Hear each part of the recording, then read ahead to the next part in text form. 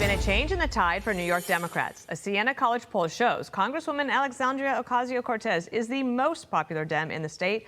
And for the first time, Senator Chuck Schumer sinks to 39% favorability amongst voters, a two-decade low for the Senate's top Democrat. Kayleigh McEnany joins us now. I think a few things are happening. One, Schumer's been here a long time, and people are like ready for something new. Like, the shtick is old. Two, I think that he is seen as part of the Biden cover-up, and that is not good, and part of the group that basically lost again to Donald Trump.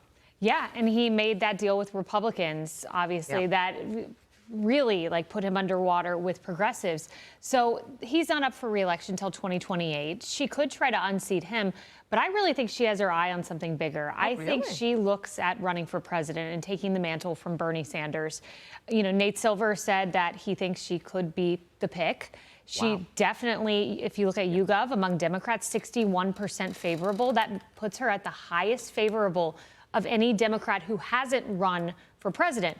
But that's among Democrats. She repels the very voters that the party repelled in 2024, centrist, independents. So you can win a primary, perhaps. That's still a big haul. But winning a general election is a much different thing. But I would watch out for her. I mean, she's pulling in tens of thousands of people.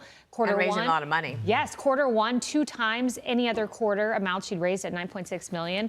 And that, she was already a prolific fundraiser. She's out raising herself now. You're very right about the Schumer deal from 2 months ago. That really, it was like a dagger in the heart of a lot of Democrats and progressives especially.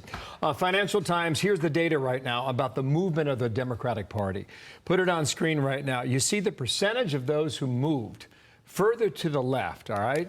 I want you to focus on the net percentage support for increasing or cutting immigration. Screen right, that's moved 40 points. Wow. Hence, I mean, that's how you understand now how, whether it's Van Hollen from Maryland or the 4 Democratic lawmakers who went to El Salvador just this past week, Kayleigh. Yeah, that's how you understand. Exactly. They all are looking at primaries. They get through the primary and then they think they can win a general election. That's why it's so interesting to see Gretchen Whitmer and Gavin Newsom buck the trend. While Walz and all these others are doing these incomprehensible things, Van Hollen, they're looking towards perhaps presidential bids. The other two are saying, hey, I think I could swing my way through a primary and still win a general election. They're maintaining that long game where you have others maintaining the short game. But how do you thread this needle? You need a movement-like Democrat, someone like an Obama figure that can thread a needle the way that he did, still won moderate voters, became an icon in Democratic politics. And I don't know that they have that person. Well, they also have this. This is the New York Times headline. What is dark woke? Democrats are trying out a new attitude. It's provocative, edgy, and perilously towing the line of not being too offensive. This is like all the cursing, even from people that will say, like, I never really do this, but they told me to, so I will. And it's so cringy. But those are the kind of people that you're trying to put into a coalition.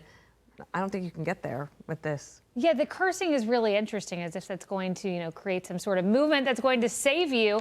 Yeah, dark woke. I remember Dark Brandon. That didn't work. That was President Joe Biden, and they tried the aviators. The gimmicky kind of shifts, they don't end up working. So dark woke, I think this is a blip on the radar, just like Dark Brandon A Republican said the best you can squeeze out is Chuck Schumer on TikTok and Cory Booker going on for 25 hours. Yeah, there you go. It's a pretty good line. That is.